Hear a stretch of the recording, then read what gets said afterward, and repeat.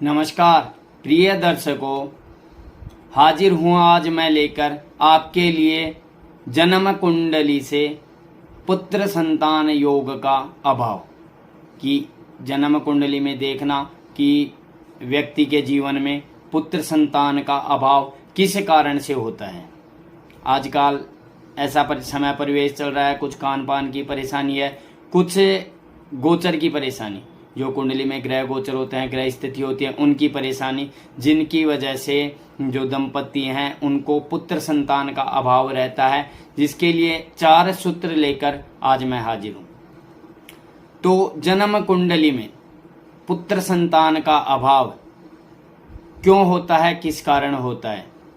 तो जन्म कुंडली में आप देखिए पंचम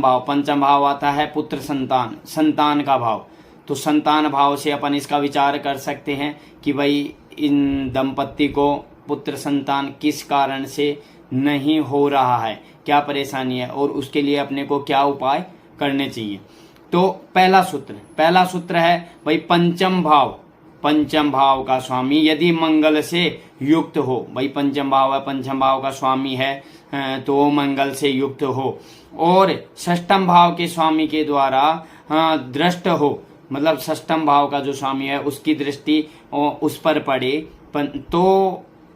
उन पर शुभ ग्रह की दृष्टि नहीं हो,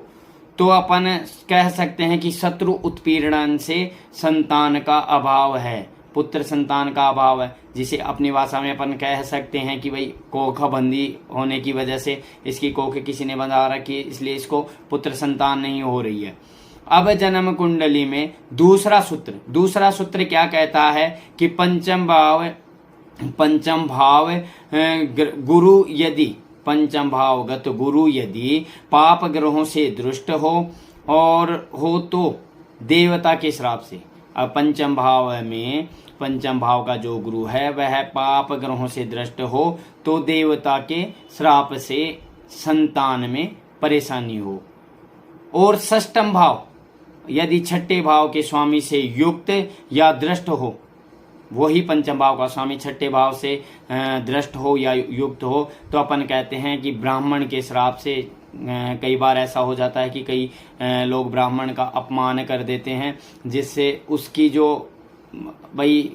जो दुआ है वो नहीं बद्दुआ बन जाती है और उस वजह से भी कह सकते हैं ब्राह्मण के श्राप से संतान का पुत्र संतान का योग जन्म कुंडली में नहीं बन रहा है। अब आ जाइए तीसरा सूत्र। तो तीसरा सूत्र क्या कहता है कि चतुर्थ भाव में पाप ग्रह स्थित हो, तो चौथा भाव क्या होता है, माता भूमि वाहन का होता है, तो उसमें पाप ग्रह स्थित हो। पंचम भाव का स्वामी, जो पंचम भाव है, जो संतान भाव है, उसका स्वामी शनि के साथ युक्त हो तथा 12वें और 8वें भाव में भी पाप ग्रहों की स्थिति हो, तो माता के दोष से, कई बार मातृ दोष, मातृ श्राप भी अपन कहते हैं, उससे भी संतान का अभाव होता है। माता के दोष से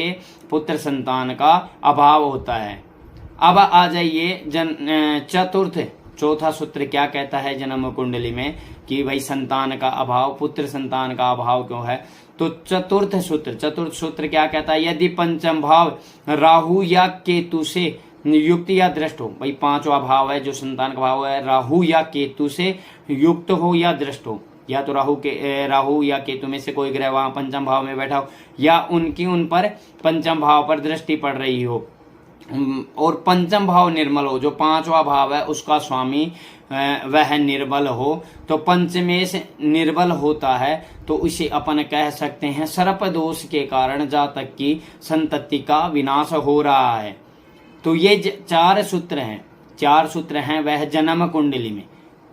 कुंडली में आप देख सकते हैं कि किसी व्यक्ति को, किसी दंपत्ति को जो संतान का पुत्र संतान नहीं हो रही है,